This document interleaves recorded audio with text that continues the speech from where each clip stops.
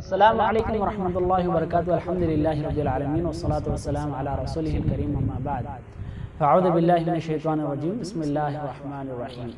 اور رسول اللہ صلی اللہ علیہ وسلم وضو کے متعلق جو دعائیں سکھائے ہیں اس کو سمجھتے ہوئے یاد کرنے کی کوشش کریں گے. رسول اللہ صلی اللہ علیہ وسلم جب بھی وضو شروع کرتے تھے تو اس وقت اللہ کے رسول صلی اللہ علیہ وسلم بسم اللہ کہہ کر شروع کیا کرتے تھے. تو چاہیے کہ ہم جب بھی وضو کریں تو بسم اللہ کا نام لے کر اللہ کے نام کے ساتھ اللہ کے نام کے ساتھ یہ دعا پڑھ کر ہم وضو شروع کرنا چاہیے.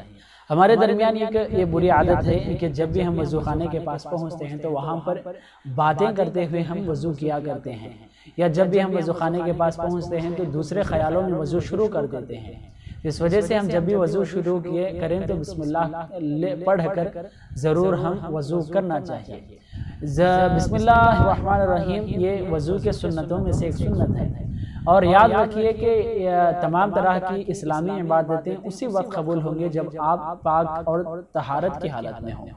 اور نماز کے لیے خاص طور پر وضو شرط ہے، بغیر وضو کے نماز نہیں ہوتی. تو چاہیے کہ آپ وضو اہتمام کے ساتھ کیا کریں. اس میں جو بھی سنتیں رسول اللہ صلی اللہ علیہ وسلم نے بتائی ہیں تمام سنتوں کا لحاظ رکھیں، جس میں اللہ کے رسول صلی اللہ علیہ وسلم ایک خاص سنت بسم اللہ کی بتائی ہے کہ بسم اللہ کہہ کر اللہ کے رسول وضو شروع کیا کرتے تھے. اور جب آپ وضو سے فارغ ہوتے تھے تو اللہ کے رسول صلی اللہ علیہ وسلم نے دعا سکھائی کہ اشہد ان لا الہ الا اللہ وحدہ لا شریک لہ واشہد ان محمدا عبدہ ورسولہ. میں گواہی دیتا ہوں اللہ تبارک و تعالیٰ ایک ہے، اس کے علاوہ کوئی شریک نہیں ہے، کوئی معبود نہیں ہے. اور میں گواہی دیتا ہوں کہ محمد صلی اللہ علیہ وسلم اس کے بندے اور اس کے خاص پیغمبر، اس کے رسول ہیں. اور اس کے بعد رسول اللہ صلی اللہ علیہ وسلم یہ بھی دعا کرتے تھے کہ اللہم اجعلنی من التوابین واجعلنی من المتطہرین. اے اللہ تبارک و تعالیٰ مجھے توبہ کرنے والوں میں سے بنا اور مجھے پاک صفائی اختیار کرنے والوں میں سے بنا. اللہ کے رسول صلی اللہ علیہ وسلم نے یہ دعا جو کہ ترمذی میں موجود ہے، رسول اللہ صلی اللہ علیہ وسلم نے اس کا ترجمہ یوں کہا کہ توبہ کرنے والے اور پاک صفائی اختیار کرنے والے میں سے بنا.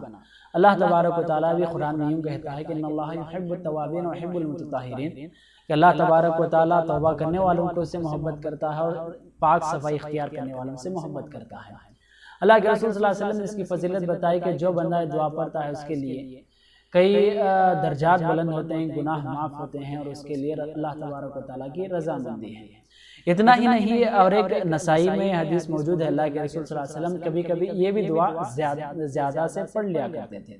سبحانک اللہم وبحمدک اشہد ان لا الہ الا انت استغفرک واتوب الیک، کہ اللہ تبارک و تعالیٰ تو پاک ہے اور تیرے ہی لیے ہر طرح کی تعریفیں ہیں، تیرے سوا کوئی معبود برحق نہیں ہے.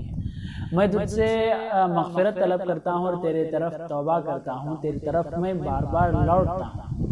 تو اللہ تبارک و تعالیٰ اللہ کے رسول صلی اللہ علیہ وسلم نے یہ دعائیں سنت طریقے سے جو ہم کو بتائے ہیں اس کا لحاظ رکھنا چاہیے، اور اس کی فضیلت کا ہم خیال رکھتے ہوئے دعائیں پڑھنا چاہیے، جس میں ہمارے لیے بہت سے فوائد ہیں. اس میں ہمارے لیے سنت کا بہت ہی اہتمام ہوگا، جس سے بہت زیادہ ثواب کا بھی ہم یقین رکھ سکتے ہیں.